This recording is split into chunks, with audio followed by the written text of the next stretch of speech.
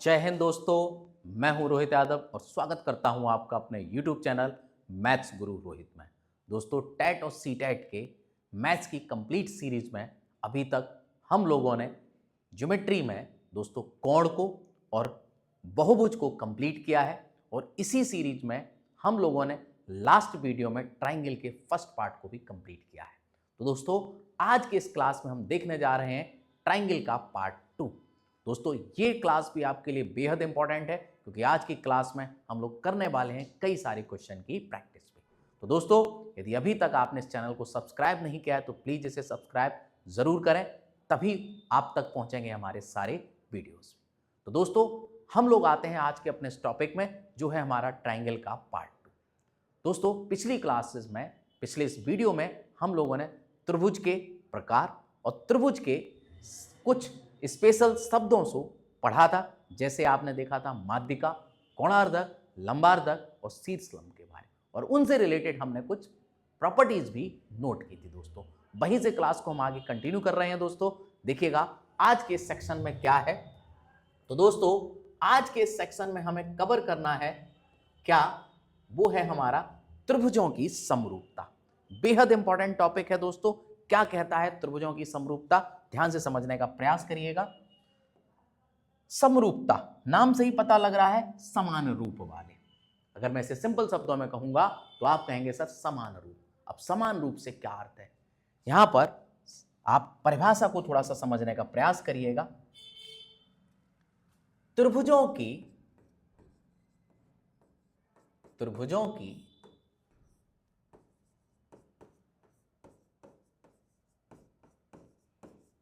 समरूपता से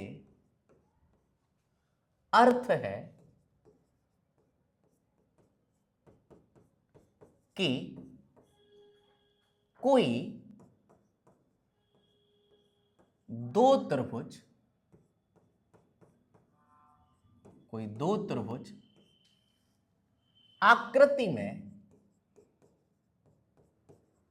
आकृति में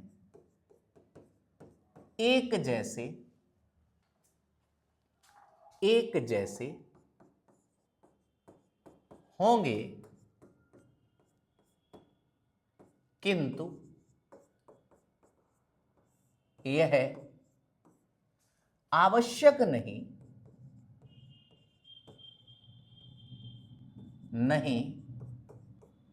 कि उनका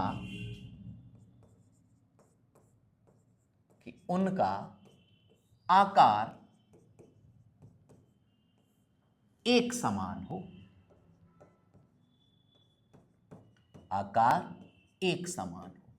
दोस्तों, समझने का प्रयास करिए कि कोई भी दो त्रिभुज आकृति में तो एक जैसे होंगे, परंतु उनका आकार एक जैसा होना कोई आवश्यक, छोटे बड़े हो सकते हैं। यहां आकृति से क्या अर्थ है, यदि दोनों त्रिभुज आकृति एक जैसी से अर्थ है हमारा कि अगर एक त्रिभुज न्यून कोण है तो दूसरा भी न्यून कोण होना चाहिए।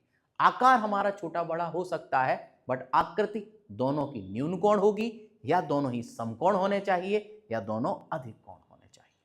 या आप ऐसे कह सकते हैं, मैं कुछ एग्जाम्पल ले लेता हूं दोस्तों। मान के चलिएगा मैंने एक ट्राइंगल ये बनाया है और इसी तरह से एक ट्राइंगल हमने ये बनाया। आप देखेंगे ये ट्राइंगल छोटे बड़े जरूर हैं, लेकिन आपको कुछ कुछ लग रहा होगा कि दोनों ट्राइंगल कैसे हैं, हमारे न्यून कोण हैं। तो ऐसे त्रिभुजों को हम क्या कहेंगे, समरूप त्रिभुज कहेंगे। और समरूप त्रिभुज होने की कुछ शर्तें हैं जिन्हें हमें समझना होगा। मैं समझता हूं क्लियर हो गया होगा दोस्तों। तो अब हम यहां से इन त्रिभुजों की समरूपता की जो शर्तें हैं उनको समझते हैं। देखिएगा, कोई दो त्रिभुज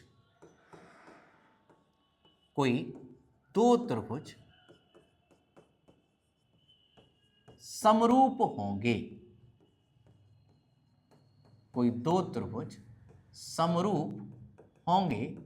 यदि, क्या है शर्तें दोस्तों, समझने का प्रयास करिए कि कोई भी दो त्रिभुज अगर समरूप है तो वो किस केस में होंगे। पहला केस देखिएगा हमारा क्या कहता है, इसे हम कहते हैं एंगल एंगल एंगल, या इसे शॉर्ट फॉर्म में हम ए भी कह सकते हैं। यहां ए हमारा रिप्रेजेंट करता है एंगल को।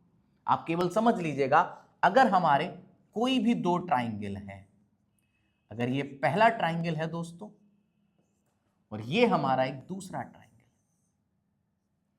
मैं आपसे कहूं कि हमारे इस ट्राइंगल में कोण ए जो है वो 60 डिग्री का है और अगर एंगल पी भी 60 डिग्री का है, इसी तरह से एंगल बी अगर हमारा 70 डिग्री का है और एंगल क्यू भी हमारा 70 डिग्री का, तो आप देखेंगे कि इन दो त्रिभुजों के दो कोण समान हैं, तो आप कह सकते हैं तीसरा तो स्वतः ही समान हो जाएगा, क्योंकि त्रिभुज के तीनों कोणों का योग 180 होता है, तो इसका भी योग 180 होगा, इसका भी योग 180 होगा। अगर ये 70 और 60 का है दोस्तों, तो ये स्वतः ही 50-50 के हो जाएंगे। अतः हम कह सकते हैं कि जो ट्राइंगल ए बी सी है वो सिमिलर होगा ट्राइंगल पी क्यू आर। आप समझने का प्रयास करिए दोस्तों, ये सिमिलर का समरूप का सिंबल है, तो इस तरह से ये सिंबल कहीं इस्तेमाल होगा तो हम समझ जाएंगे कि इस ट्राइंगल के या तो कोण समान है। अभी हम आगे और भी शर्तें देख रहे हैं। तो दोस्तों पहली शर्त थी एंगल एंगल एंगल या एंगल एंगल, मैं समझता हूं क्लियर हो गया होगा दोस्तों। सेकंड केस क्या कहता है हमारा, यहीं पर समझने का प्रयास करिएगा। सेकंड केस है हमारा साइड साइड साइड का अनुपात। समझिए दोस्तों क्या है इसका मतलब, अगर हमारे किसी भी दो त्रिभुज में, मैं आपसे कहता हूं एक ट्राइंगल हमारा एबीसी है और अगर दूसरा ट्राइंगल हमारा पी क्यू आर है, अगर मैं आपसे कहता हूं कि ए बी भुजा और पी क्यू भुजा की लंबाइयों का जो अनुपात है, यदि वही अनुपात हमारा बीसी भुजा के साथ क्यू आर भुजा का है अथवा एसी भुजा का पी आर भुजा के साथ है, कहने का ऐसे अर्थ समझ लीजिएगा। मैं आपको ऐसे एग्जांपल दे देता हूं, अगर मैं कहता हूं ये 3 सेंटीमीटर है, ये 6 सेंटीमीटर है, मान के चलिएगा। अगर ये 2 सेंटीमीटर है, ये 4 सेंटीमीटर है, और मैं कहता हूं मान के चलिएगा ये भुजा आपकी 5 सेंटीमीटर है और ये अगर 10 सेंटीमीटर, तो आप देखेंगे तीनों का जो अनुपात है 3/6 1/2 हो जाएगा, 2/4 1/2 हो जाएगा और 5/10 भी 1/2 हो जाएगा। यदि अनुपात एक समान है तो हम कह सकते हैं दोस्तों क्या, कि जो ट्राइंगल ए बी सी होगा वो समरूप ट्राइंगल किसका होगा, पी क्यू आर के होगा। तो दोस्तों मैं समझता हूं ये दो केस आपको समझ में आ गए होंगे। समरूपता के लिए 3 केस हैं, पहला और दूसरा आपको स्पष्ट हो गया है। अब हम तीसरे केस को समझ लेते हैं। दोस्तों देखिए क्या कहता है तीसरा केस। तीसरा केस हमारा कहता है कि यदि हमारी जो कंडीशन है वो साइड एंगल साइड, कोई दो संगत भुजाओं के बीच का अनुपात और उनके बीच का कोण यदि एक समान है, तो ऐसे त्रिभुजों को भी हम क्या कहेंगे दोस्तों, याद रखिएगा समरूप त्रिभुज कहेंगे। समझने का प्रयास करें। मैं आपसे कहता हूं एक ट्राइंगल हमारा ये ए बी सी है और इसी तरह से एक ट्राइंगल हमारा क्या है, पी क्यू आर। तो दोस्तों आपको केवल इतना समझना है कि यदि मैं आपसे कहता हूं एंगल हमारा साइड एंगल साइड की बात है, अगर मैं आपसे कहता हूं कि जो ए बी भुजा का पी क्यू के साथ जो अनुपात है, यदि वही अनुपात ए सी का पी आर के साथ, तो ध्यान दीजिएगा ए बी भुजा को हमने पी क्यू के साथ कंपेयर किया है और ए सी भुजा को पी आर के साथ कंपेयर किया है और दोनों की लंबाइयों का जो अनुपात है एक समान है, तो आप देखिएगा इधर से इस ट्राइंगल में ए बी और ए सी के बीच का एंगल जो आएगा वो ए आएगा और इसी प्रकार पी क्यू और पी आर के बीच का एंगल पी आएगा। तो शर्त क्या है दोस्तों, संगत भुजाओं का अनुपात और कोई सा एक आंतरिक कोण आपस में बराबर हो, और आंतरिक कोण भी कौन सा, जो इन भुजाओं के संगत भुजाओं के बीच का है। तो ऐसी परिस्थिति में हम कह सकते हैं दोस्तों कि जो ट्राइंगल ए बी सी होगा वो सदैव समरूप ही बन के आएगा। तो ये 3 शर्तें हैं दोस्तों त्रिभुजों की समरूपता से रिलेटेड। अब त्रिभुजों की समरूपता से रिलेटेड एक थ्योरम है दोस्तों जिसे आपको याद करना है, क्योंकि हमारे एग्जाम में प्रूफ करने के लिए नहीं आएगा, हमें अपने क्वेश्चन के ऑप्शन मिलेंगे और उसमें हमें टाइम नहीं वेस्ट करना है, कुछ थ्योरम्स याद कर लेनी है। तो समझेंगे दोस्तों क्या थ्योरम कहती है। बेहद इंपॉर्टेंट नोट है दोस्तों कि यदि त्रिभुज ABC, यदि एक ट्राइंगल है ABC व, या मैं ऐसे ही लिख देता हूं, यदि त्रिभुज ABC समरूप ट्राइंगल है PQR के, तो समझने का प्रयास करिएगा। कोई भी दो ट्राइंगल अगर समरूप हैं तो एरिया ऑफ ट्राइंगल ABC बटे एरिया ऑफ ट्राइंगल PQR, जो दोनों त्रिभुजों के क्षेत्रफलों का जो अनुपात होगा दोस्तों, वो क्या होगा समझने का प्रयास करिएगा।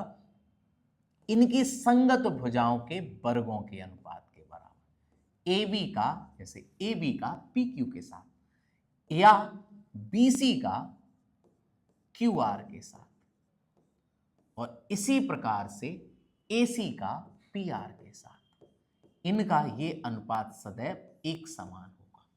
यदि मैं यहां लंब भी डाल देता हूं, मैंने अगर ये लंब खींच दिया, इनका मान के चलिएगा ये AM है और ये N है, तो आप इसके भी बराबर इसे लिख सकते हैं AM अपॉन PN का स्क्वायर, चाहे वो शीर्ष लंब हो या कोणार्धक हो आपका। मैं समझता हूं बेहतर तरीके से ये नोट आपको क्लियर हो गया। इसी के साथ एक और आपको नोट समझना है कि पेरीमीटर अर्थात परिमाप, अगर यहीं पर हम त्रिभुज का परिमाप का अनुपात निकाल लें दोस्तों, तो पेरीमीटर ऑफ ट्राइंगल PQR जो हो जाएगा वो सदैव आपको केवल यहां से वर्गों को हटा देना है, AB बटा PQ या BC बटा QR या AC अपॉन PR, और या फिर हम कह सकते हैं AM अपॉन PN। मैं समझता हूं ये बात आपको बेहतर तरीके से स्पष्ट हो गई होगी।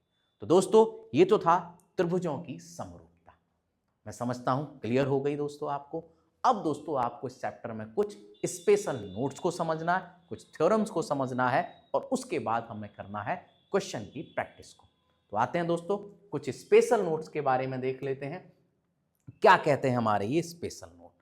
दोस्तों सबसे पहला नोट समझने का प्रयास करिए। समद्विबाहु त्रिभुज में,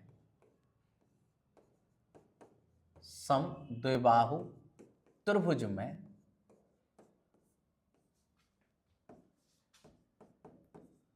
समान भुजाओं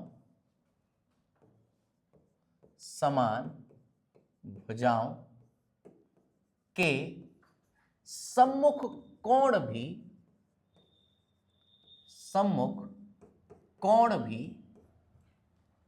समान होते हैं।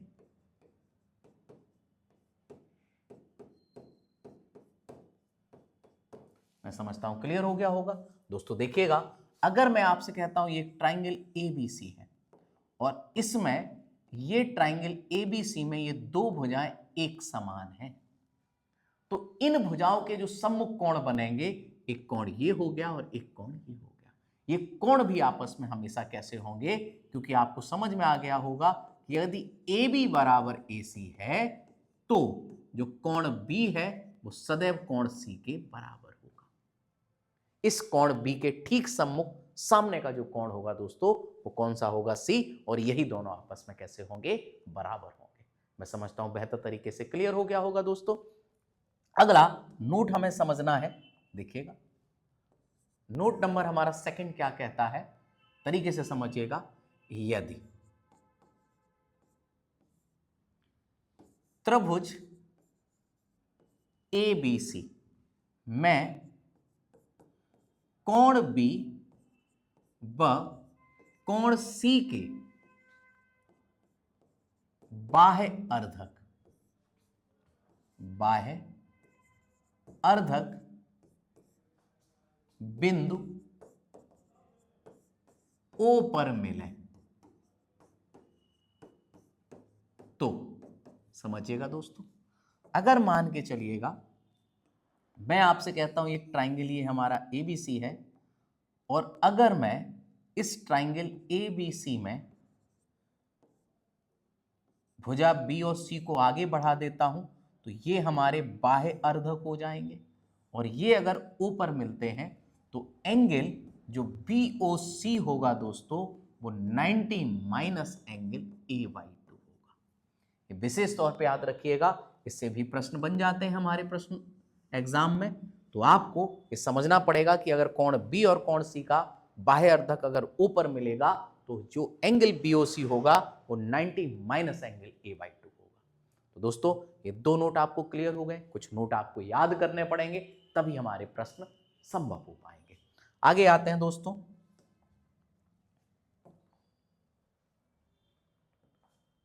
नोट नंबर हमें 3 देखना। समबाहु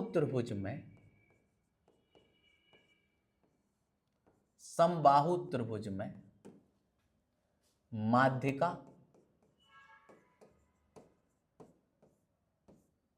कौमा शीर्षलंब कौमा कोणार्धक एवं लंबार्धक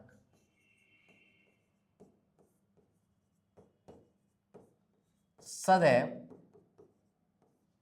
समपाती होते। अभी आप समझ पाएंगे दोस्तों, समपाती होते क्या इसका मतलब है दोस्तों। मैं आपसे अगर ये कहता हूं कि ये एक समबाहु त्रिभुज है, और दोस्तों अगर मैं आपसे ये कहूं कि यहां से मैंने एक माध्यिका खींची, इसके बाद मैंने यहां से माध्यिका खींची और यहां से माध्यिका खींची, अगर इसी ट्राइंगल में मैं आपसे अब कहता हूं दोस्तों कि यहां से हमने इसी भुजा के ऊपर शीर्षलंब खींचा, समझने का प्रयास करें दोस्तों, तो शीर्षलंब भी इसी के ऊपर खींच के आएगा, इसी के ऊपर खींच के आएगा। यदि मैं आपसे कहता हूं कि क्या आप यहां से अगर यहीं से आप कोणार्धक खींचेंगे दोस्तों तो इसी के ऊपर आएगा, ये भी इसी के ऊपर आएगा और ये भी इसी के ऊपर आएगा। और अगर मैं लंबार्धक खींचने का प्रयास करूंगा दोस्तों तो भी आप क्या पाएंगे कि लंबार्धक भी आपका तीनों इसी शीर्ष से होकर के आएगा।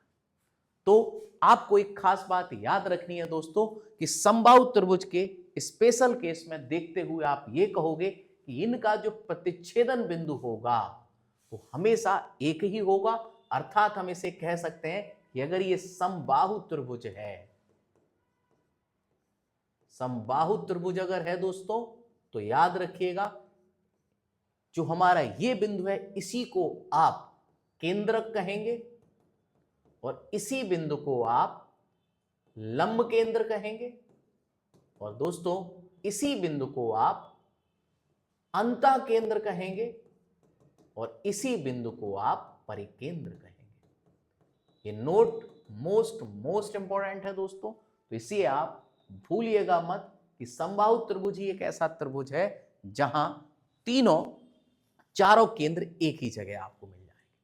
मैं समझता हूं ये पॉइंट आपको बेहतर तरीके से क्लियर हो गया होगा।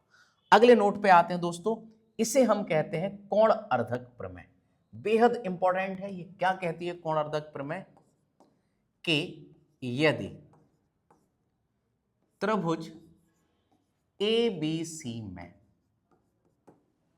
शीर्ष A से भुजा BC पर कोणार्धक खींचा जाए, कोणार्धक खींचा जाए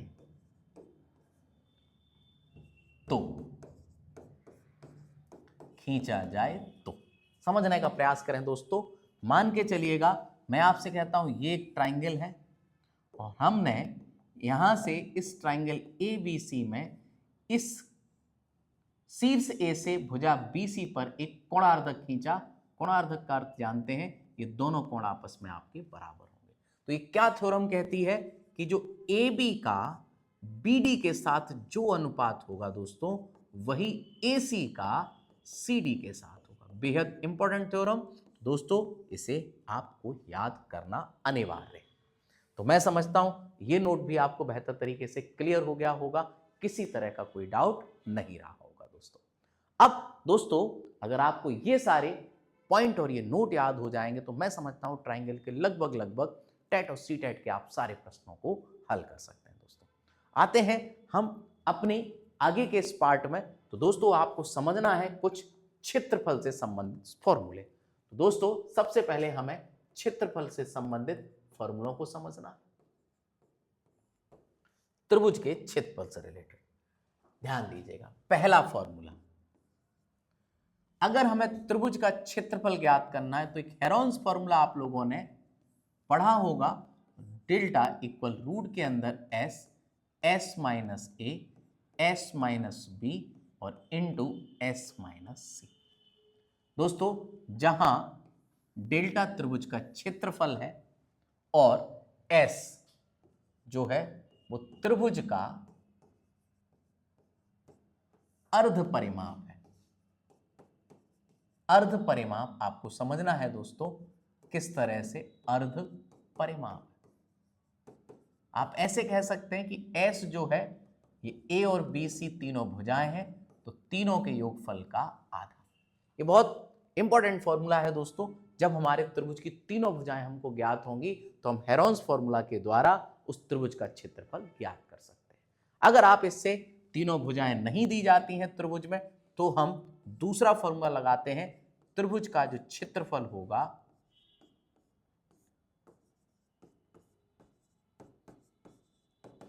एक बटा दो आधार इंटू ऊंचाई।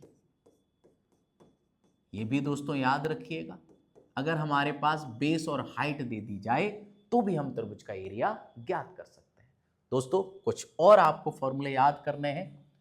तीसरा फॉर्मूला देखिएगा, समबाहु त्रिभुज का क्षेत्रफल। समबाहु त्रिभुज का क्षेत्रफल। और दोस्तों समबाहु त्रिभुज का क्षेत्रफल होता है √3/4 इंटू भुजा का स्क्वायर।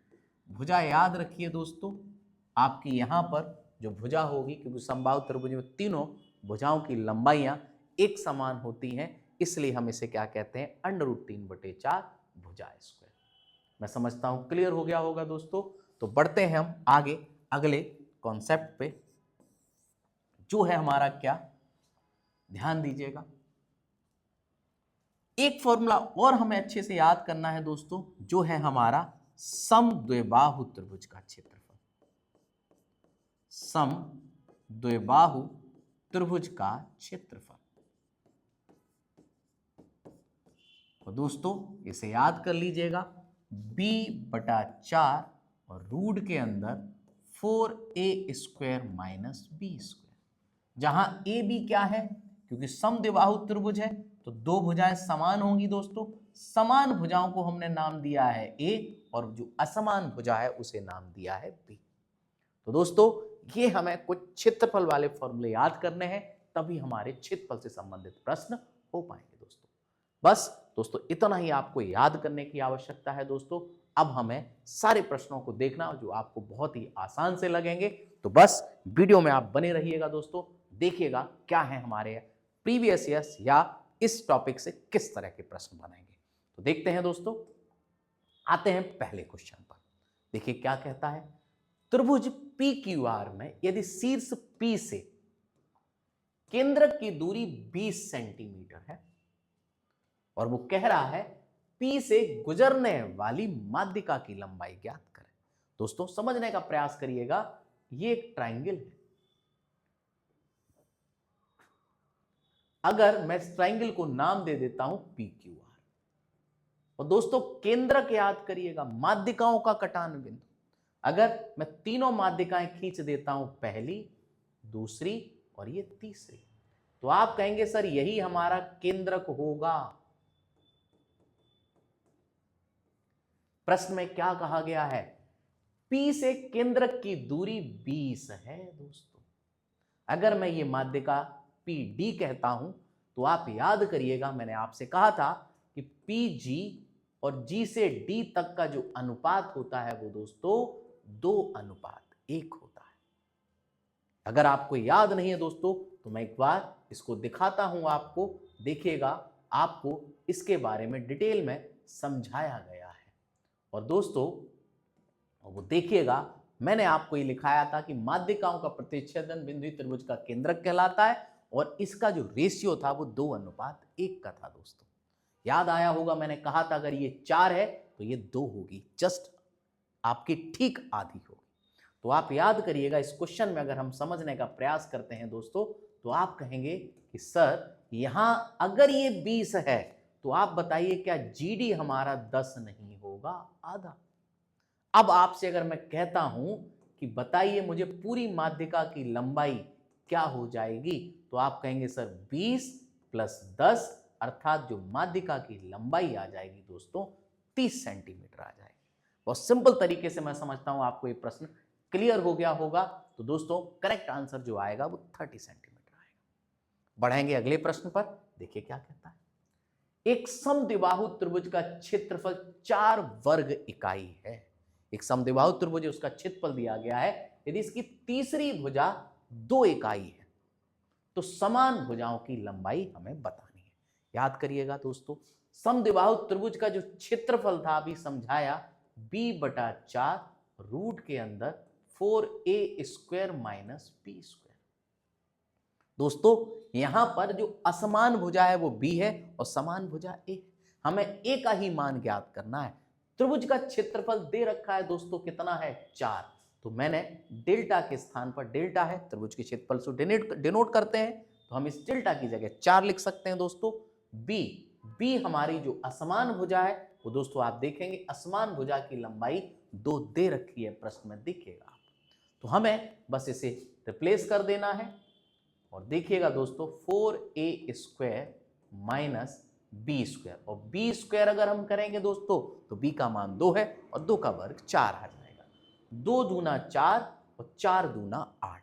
यदि मैं दोनों तरफ इसका वर्ग कर लूंगा तो आप समझ रहे होंगे रूट खत्म हो जाएगा दोस्तों। तो आप देखिएगा वर्ग करने पर 8 का वर्ग 64 और 4a² - 4। आप कहेंगे 4 को अगर हम इधर ले जाएंगे तो 64 और 4 68 हो जाएगा और 68 को यदि मैं 4 से भाग दूंगा दोस्तों तो आप कहेंगे सर 17 आएगा और यदि मैं वर्गमूल लूंगा तो a का मान आएगा दोस्तों √17। तो हमारी जो समान भुजा में प्रत्येक की लंबाई है वो है √17। ऑप्शन देखेंगे दोस्तों, पहला है 4 इकाई, दूसरा 23, तीसरा है 17 इकाई और लास्ट है नन ऑफ दीज। तो दोस्तों सी ऑप्शन नहीं होगा क्योंकि वहां √17 नहीं है। तो करेक्ट आंसर दोस्तों क्या होगा, नन ऑफ दीज। मैं समझता हूं बहुत आसान तरीके से आपको ये प्रश्न भी क्लियर हो गया होगा। बढ़ेंगे दोस्तों अगले प्रश्न पर। एबीसी एक समद्विबाहु त्रिभुज है जिसमें AB बराबर AC है।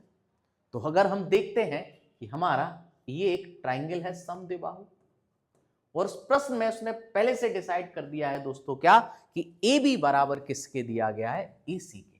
तो आप कहेंगे सर AB और AC भुजाएं आपस में बराबर है। कोण B हमारा 35 डिग्री का है। तो आप जानते हैं दोस्तों समबाहु त्रिभुज में अभी प्रॉपर्टी कराई है कि यदि कोई 2 भुजाएं समान है तो उनके सामने के कोण भी एक समान होंगे। अगर ये कोण 35 डिग्री का है दोस्तों तो इसके सामने का कोण भी ये भी कितने का हो जाएगा, 35 डिग्री का। और आप जानते हैं दोस्तों त्रिभुज के तीनों कोणों का योग सदैव 180 होता है। अतः आपसे कहा जाए कि एंगल BAC निकाल लीजिएगा तो आप कहेंगे सर 180 में से आप इन दोनों के योगफल को घटा दीजिए। तो आप कहेंगे सर 35 और 35 70, 180 में से अगर मैं 70 घटाऊंगा दोस्तों 110। तो हमने पहले ये तीनों कोण निर्धारित कर लिए दोस्तों। अब आप देखिएगा क्या कहा जा रहा है हमसे, AD आधार BC की माध्यिका है। तो AD हमें इस एंगल की आवश्यकता नहीं थी लेकिन निकाल लिया, कोई इशू नहीं है दोस्तों। AD आधार BC की माध्यिका है। मैं इसे दूसरे कलर से आपको दिखा रहा हूं। अगर AD माध्यिका है आधार BC की तो एंगल BAD की माप हमें बतानी है। याद रखना दोस्तों, एक नोट है बेहद इंपॉर्टेंट, समझने का प्रयास करिएगा। समद्विबाहु त्रिभुज में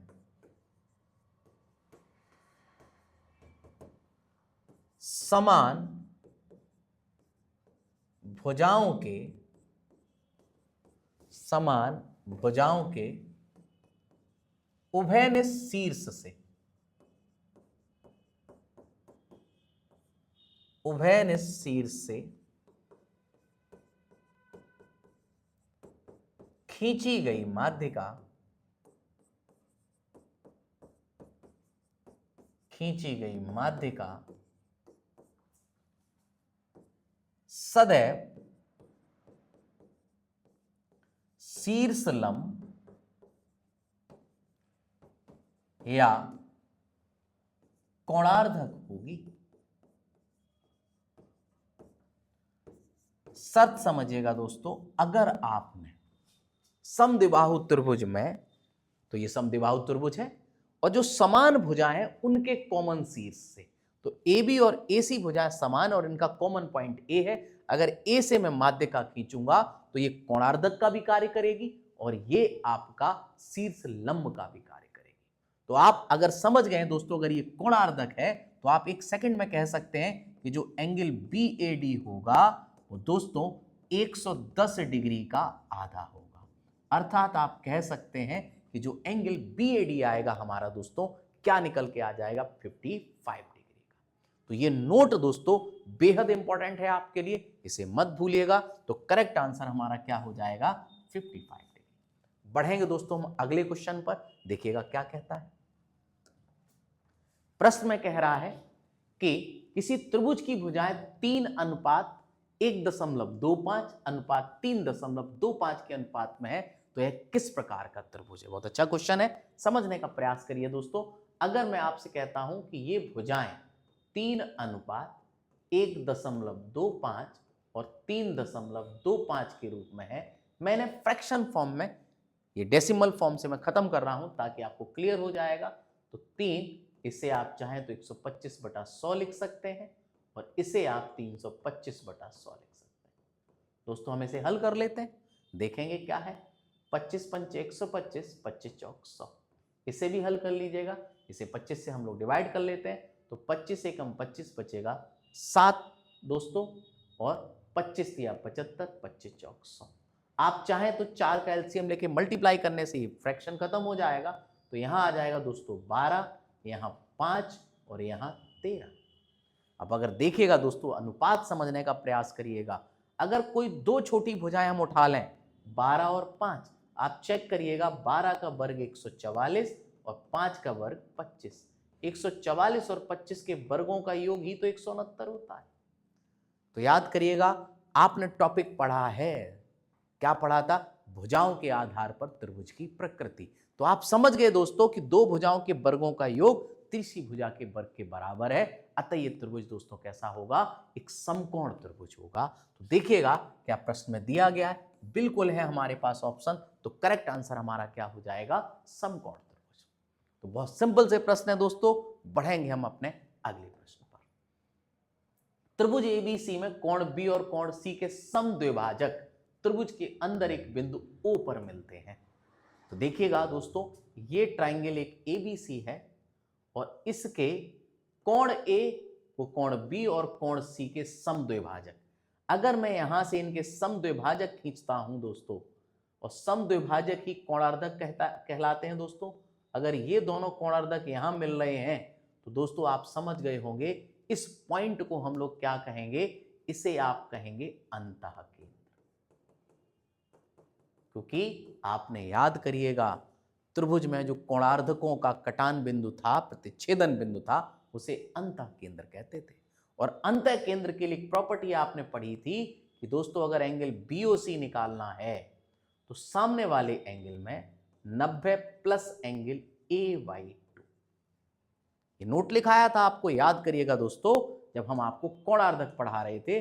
और देखिए दोस्तों, हमारा BOC कितना दिया गया है, 122। हमसे कौन सा कोण पूछा जा रहा है, ए।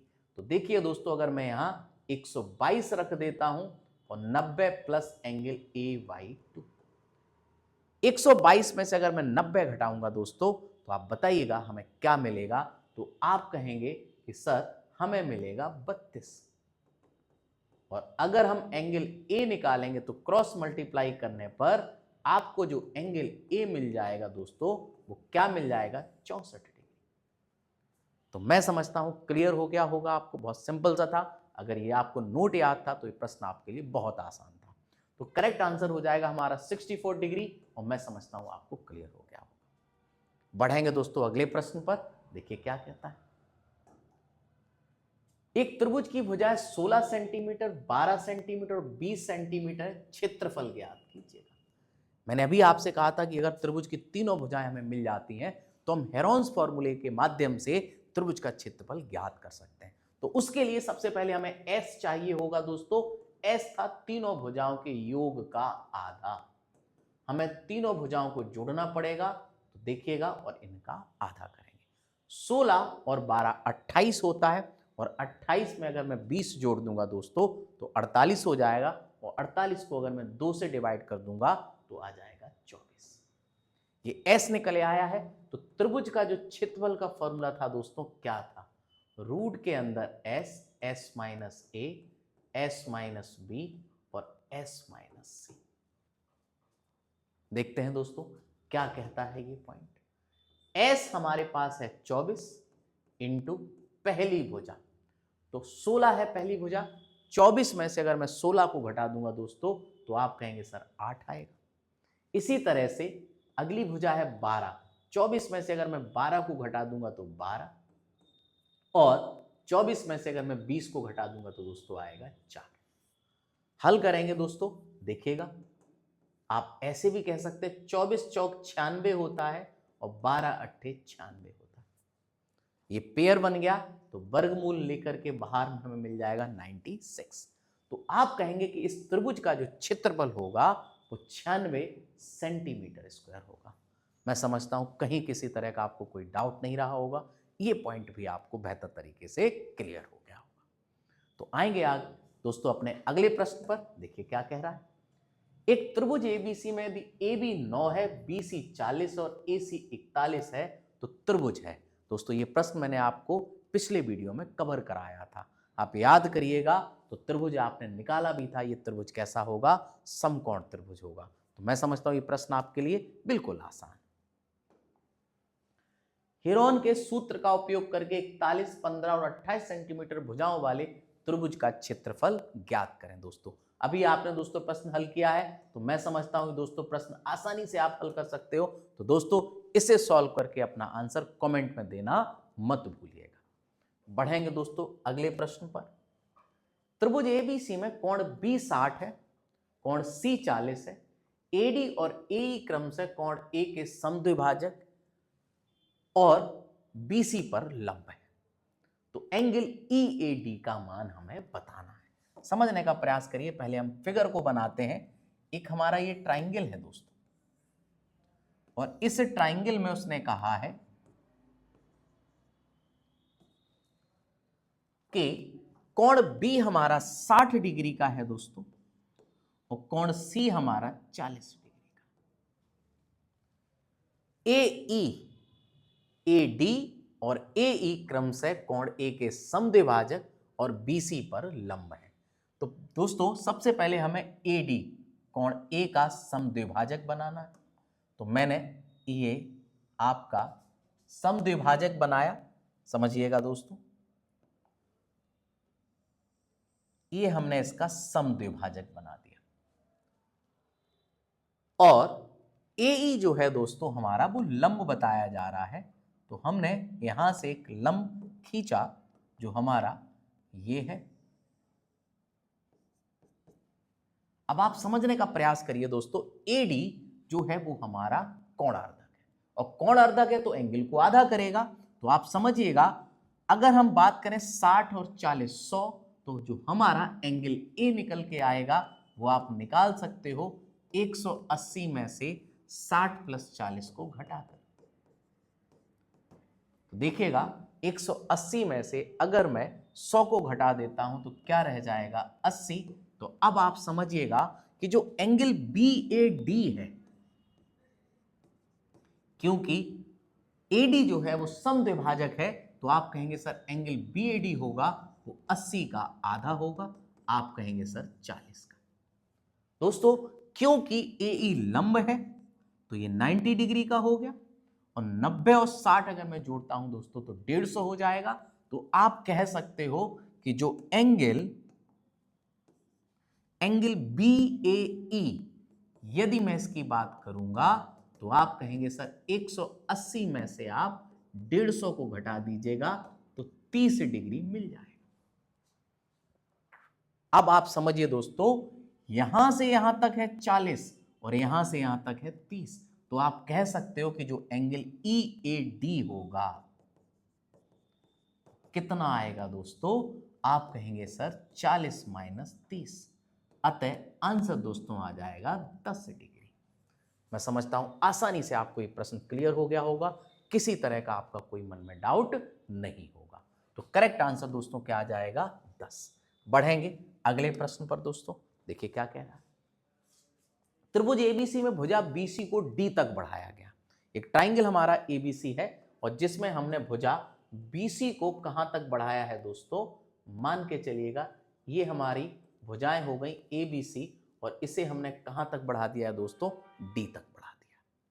प्रश्न में क्या कहा जा रहा है कि यदि एंगल एसीडी ये कोण हमारा 112 डिग्री का और कोण बी जो है हमारा वो कोण ए का 3/4 है। कैलकुलेशन से बचने के लिए अगर दोस्तों मैं इस एंगल ए को 4x मानता हूं तो इसका 3/4 दोस्तों ये एंगल 3x होगा। और आप समझ रहे हैं दोस्तों, अगर ये 112 का है तो वैसे तो बहिष्कोण प्रमेय भी होती है कि इन दोनों कोणों का योगफल सदैव इसके बराबर होता है। तो आप ऐसे भी कर सकते हो या यहां से आप इसे निकाल लीजिएगा और त्रिभुज के तीनों कोणों का योग आप 180 रख सकते हो। आप ऐसे सीखेगा, ये दोनों कोणों का योग, कोण ए और कोण बी का योग हमेशा इस बाह्य कोण के बराबर होता है, तो हम इसे लिख सकते हैं 112 डिग्री। आप कहेंगे सर x का जो मान आएगा वो देखिएगा कितना आ जाएगा, 16 आ जाएगा। अगर x का मान 16 है तो हमें कौन सा कोण बताना है दोस्तों, एंगल बी। तो आप कहेंगे सर एंगल बी हमारा 3x था तो 16 इंटू 3, अतः हमारा जो आंसर बन के आएगा दोस्तों 48 डिग्री बन के आएगा। और मैं समझता हूं बेहद सिंपल तरीके से आपने इस प्रश्न को हल कर लिया। बढ़ते हैं दोस्तों अपने अगले प्रश्न पर, देखिए क्या कहता है। त्रिभुज ओबीसी एबीसी में ओ लंब केंद्र है। याद करिएगा दोस्तों, लंब केंद्र पढ़ाया है, क्या था, जहां शीर्ष लंबों का जो प्रतिच्छेदन बिंदु होता है उसे हम लंब केंद्र कहते हैं। यदि एंगल बीओसी 80 है, मैंने आपसे कहा ये एक ट्राइंगल एबीसी हो गया, इसका लंब केंद्र अगर ओ है और हमारे प्रश्न में ए बी सी दिया गया है, एंगल हमें बीओसी उसने दिया है, बीओसी दोस्तों क्या दिया गया है, 80 डिग्री, और हमें एंगल बीएसी बताना है। याद करिए दोस्तों, मैंने आपको प्रॉपर्टी लिखाई थी, यदि एंगल बीओसी की बात करेंगे तो 180 माइनस एंगल ए। दोस्तों बीओसी हमारे पास 80 है, ये 180 हो गया और ए हमें निकालना, ए को इधर लाइएगा तो आप कहेंगे सर एंगल ए का जो मान आ जाएगा वो 100 डिग्री आ जाएगा। बहुत आसान सा कॉन्सेप्ट था दोस्तों, क्योंकि आपने इसे पढ़ा है तो मैं समझता हूं किसी तरह का कोई डाउट मन में नहीं रहा होगा। तो करेक्ट आंसर दोस्तों क्या आ जाएगा, 100। बढ़ते हैं अगले प्रश्न पर। एक समबाहु त्रिभुज एबीसी में एडी परपेंडिकुलर बीसी, ये सिंबल ध्यान दीजिए लंबवत का सिंबल है, इसे परपेंडिकुलर कहते हैं। तो हमें रिलेशन बताना है इनमें से कौन सा सही है। समझिए दोस्तों, ये अगर एक ट्राइंगल एबीसी, और ट्राइंगल एबीसी कैसा है, समबाहु, समबाहु है दोस्तों तो तीनों भुजाएं बराबर होंगी, और उसने कहा एडी लंबवत है, तो आप ये भी जानते हैं दोस्तों कि अगर मैं ए से डी पर लंब डाल देता हूं तो ये लंब का भी कार्य करेगा और माध्यिका का भी कार्य करेगा। पढ़ा था आपने, स्पेशल नोट पढ़ा है कि समबाहु त्रिभुज में तीनों माध्यिकाएं या शीर्ष लंब, माध्यिका, कोणार्धक, लंबार्धक कुछ भी खींचेगा वो हमेशा संपाती आएंगे, और संपाती आएंगे तो अगर ये लंब का कार्य करेगा तो ये माध्यिका का भी कार्य करेगा। तो हम कह सकते हैं दोस्तों क्या, कि अगर मैं ट्राइंगल ए बी डी में आ जाऊं तो आपने याद है पाइथागोरस थ्योरम क्या कहती है कि जो ए बी का स्क्वायर है वो दोस्तों बी डी का स्क्वायर और प्लस AD के स्क्वायर के बराबर होगा, क्योंकि ये कर्ण है, ये आपका आधार हो गया और ये आपका लंब हो गया। अब याद करिएगा दोस्तों, AB का स्क्वायर अगर बराबर BD square plus AD square है तो देखिएगा BD, क्योंकि ये तीनों भुजाएं आप समझ रहे समबाहु त्रिभुज है, तो AB बराबर BC क्या बराबर CA नहीं होगा, क्योंकि समबाहु त्रिभुज है तो तीनों भुजाएं समान होना अनिवार्य है। आप समझिएगा दोस्तों, अगर मैं चाहूं तो इस BD की जगह AB का आधा लिख सकता हूं, क्योंकि BD पूरी भुजा की आधी है, यानी पूरी भुजा BC है, BC की आधी होगी। और BC दोस्तों किसके समान है? आप कहेंगे सर AB के समान है, अतः हम कह सकते हैं यहां पर हमारा जो कॉन्सेप्ट बन जाएगा वो AB/2 का बन जाएगा और प्लस हमारा आ जाएगा AD का स्क्वायर। हल कर लेते हैं दोस्तों, ये AB का स्क्वायर है, इसको इधर हम ले आते हैं तो AB स्क्वायर बटा 4। दोस्तों एलसीएम ले लीजिएगा, 4AB स्क्वायर में से एक AB स्क्वायर को घटा देंगे तो हमारे पास आ जाएगा 3AB स्क्वायर बटा 4 या 3AB स्क्वायर बराबर 4AD स्क्वायर। बहुत अच्छा प्रश्न था, मैं समझता हूं बेहतर तरीके से आपको क्लियर हो गया होगा। तो करेक्ट आंसर दोस्तों क्या आ जाएगा हमारा, जो 3AB स्क्वायर है वो किसके समान होगा, 4AD स्क्वायर के समान होगा। बढ़ेंगे दोस्तों अगले प्रश्न पर, देखिए क्या कहता है। एक त्रिभुज का एक कोण सबसे छोटे कोण का दुगना है और दूसरा सबसे छोटे कोण का 3 गुना है। सिंपल सा प्रश्न है, देखिएगा दोस्तों, अगर मैं कहता हूं ये ट्राइंगल ABC, इसमें एक त्रिभुज का एक कोण सबसे छोटे कोण का, मान लीजिए मैंने माना सबसे छोटा कोण C है और अगर इसकी वैल्यू X है तो सबसे छोटे कोण का दुगना है। एक कोण तो इसका डबल हो गया तो आप कहोगे सर 2x, और दूसरा सबसे छोटे कोण का 3 गुना है, तो दोस्तों ये कितना हो जाएगा 3x। और आप जानते हो त्रिभुज के तीनों कोणों का योग 180 होता है, तो 3 और 2 5 और 1 6, 6x बराबर 180 हो गया। तो दोस्तों x का मान आ जाएगा 30 डिग्री।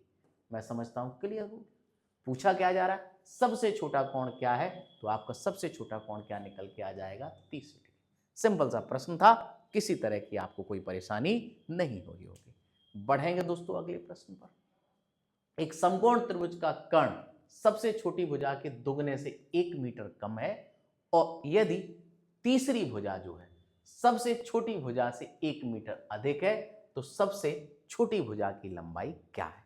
अब एक समकोण त्रिभुज है दोस्तों, समकोण त्रिभुज में पाइथागोरस थ्योरम आप जानते हैं, जिसमें क्या कहते हैं कि एक समकोण त्रिभुज में सबसे छोटी भुजा के दुगने से 1 मीटर कम है कर्ण। तो यदि मैं सबसे छोटी भुजा x मान लेता हूं तो प्रश्न में क्या लिखा है कि समकोण त्रिभुज का जो कर्ण है सबसे छोटी भुजा के 2 गुने से, तो 2 गुने से 1 मीटर कम है। ठीक है दोस्तों, आगे आते हैं।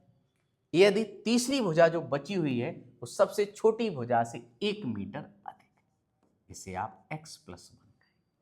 अब वो कह रहा है सबसे छोटी भुजा की लंबाई क्या है, आपको x का मान निकालना है। समझदारी ये है दोस्तों, इस प्रश्न को आप हिट एंड ट्रायल करिए बाई ऑप्शन से, क्योंकि अगर आप कैलकुलेशन से बचना चाहते हो तो सबसे अच्छा तरीका यही है। x का मान अगर आप सोच लेते हैं तो हिट एंड ट्रायल से अगर मैं आता हूं 6, अगर x का मान 6 है तो ये 6 होगी, आप ऐसे समझिएगा दोस्तों, ये 6 होगी, ये 7 होगी और ये 6 दूना 12 और 12 में से 1 घटाएंगे 11। तो आप देखिए क्या ये समकोण त्रिभुज बनेगा।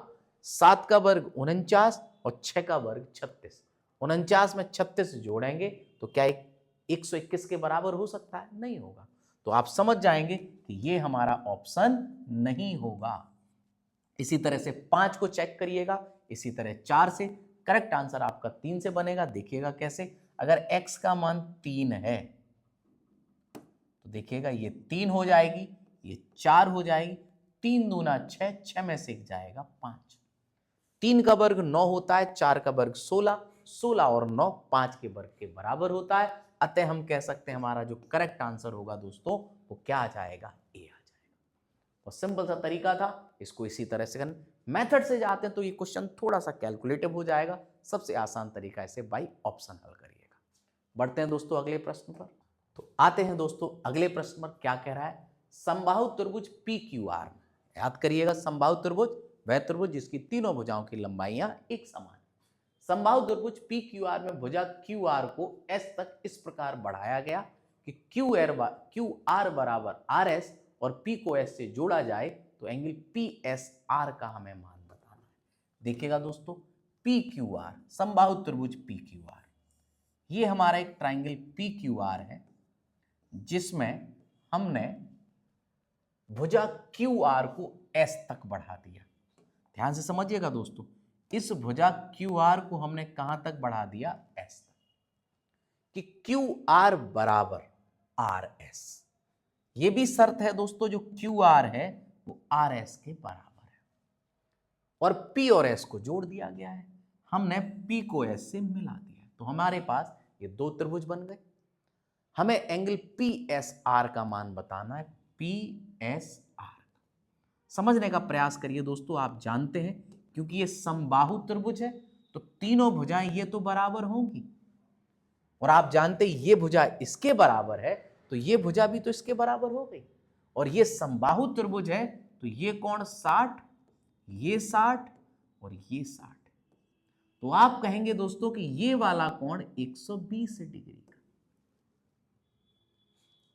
चूंकि आर एस और पी आर बराबर है, इसलिए हम कह सकते हैं इनके सामने के कोण भी बराबर होंगे, अर्थात एंगल एस और एंगल पी आपस में बराबर होंगे।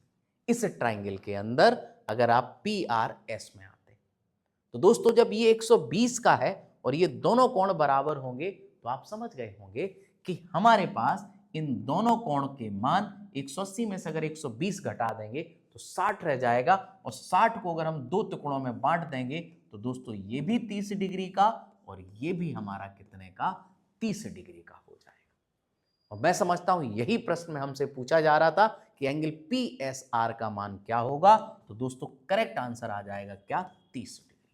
मैं समझता हूं बहुत ही सिंपल सा प्रश्न था जो आपको आसानी से क्लियर हो गया होगा। तो बढ़ते हैं दोस्तों अपने अगले प्रश्न पर। देखिए क्या कह रहा है, किसी त्रिभुज की तीनों माध्यिकाओं के प्रतिच्छेदन बिंदु को क्या कहा जाता है। याद करिए दोस्तों, माध्यिकाओं के प्रतिच्छेदन बिंदु को हम लोगों ने पढ़ा है, और क्या कहा जाता है, आप जानते हैं उसे केंद्रक कहा जाता है। अगर आपने नोट्स अच्छे से देख रखे हैं, जो भी हमारी क्लासेस में मैंने आपको कराए थे, उसमें स्पष्ट रूप से हमने इसके बारे में आपको परिभाषित किया था। तो बढ़ेंगे दोस्तों अगले प्रश्न पर। 2/√3 सेंटीमीटर भुजा वाले समबाहु त्रिभुज की ऊंचाई क्या है। मैं समझता हूं दोस्तों समबाहु त्रिभुज के फॉर्मूले से आप इसको निकाल सकते हो। एक प्रश्न और आपके लिए होमवर्क, तो अपना आंसर कमेंट में देना मत भूलिएगा दोस्तों। बढ़ते हैं अगले प्रश्न पर। एक त्रिभुज की तीन भुजाओं की संभावित लंबाई क्या हो सकती है। एक बात याद रखिएगा दोस्तों, स्पेशल नोट, शायद एक नोट रह गया था लिखाने को, वो मैं यहां बता रहा हूं कि किसी भी त्रिभुज में, नोट समझ लीजिएगा क्या कहता है,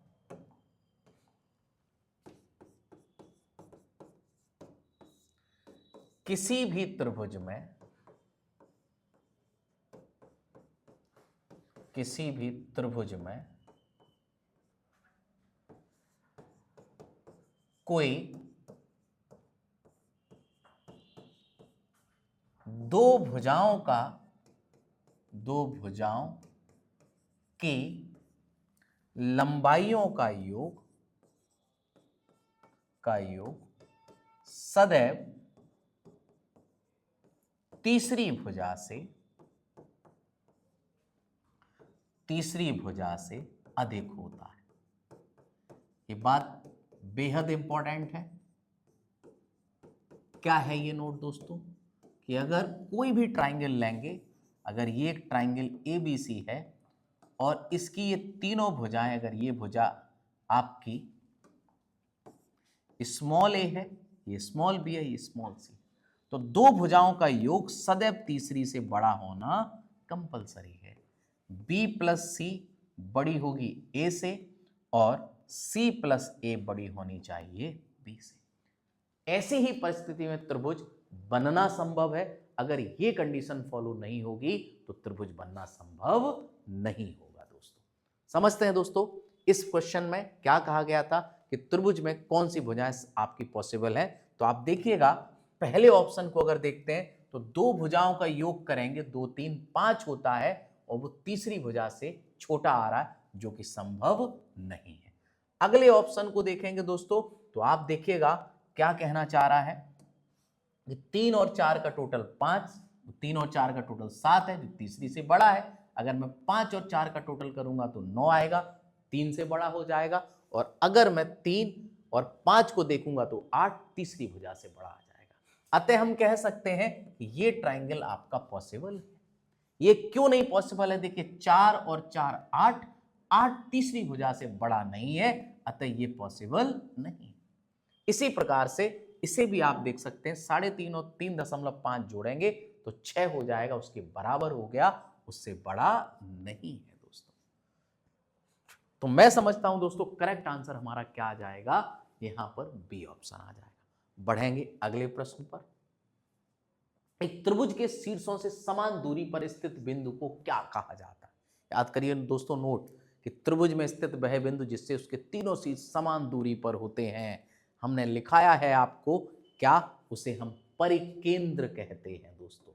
याद करिएगा, परिकेंद्र है क्या हमारे पास? बिल्कुल है दोस्तों, इसे हम क्या कहते हैं? परिकेंद्र कहते हैं। तो बहुत सिंपल सा प्रश्न था, अगर ये फैक्ट याद नहीं है तो दोस्तों ये क्वेश्चन होना बहुत मुश्किल है। बढ़ेंगे अगले प्रश्न पर। तो मैं समझता हूँ सीट में हमारे पास टोटल इतने ही क्वेश्चन थे दोस्तों जो कंप्लीट हो गए हैं। तो दोस्तों ये तो थी ट्राइंगल का आपका पार्ट सेकंड, जो मैं समझता हूँ पूरी तरह से क्लियर हो गया होगा।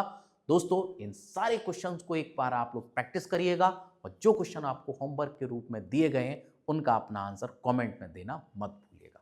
तो दोस्तों ये हमने ट्राइंगल के 2 वीडियो में पूरा ट्राइंगल को कंप्लीट किया है दोस्तों। अब अगले वीडियो में हम अगली क्लास को देखेंगे। अगर आपको ये वीडियो पसंद आया तो प्लीज़ इसे शेयर करना मत भूलिएगा। मिलेंगे दोस्तों आपसे नए वीडियो में, तब तक के लिए दोस्तों जय हिंद।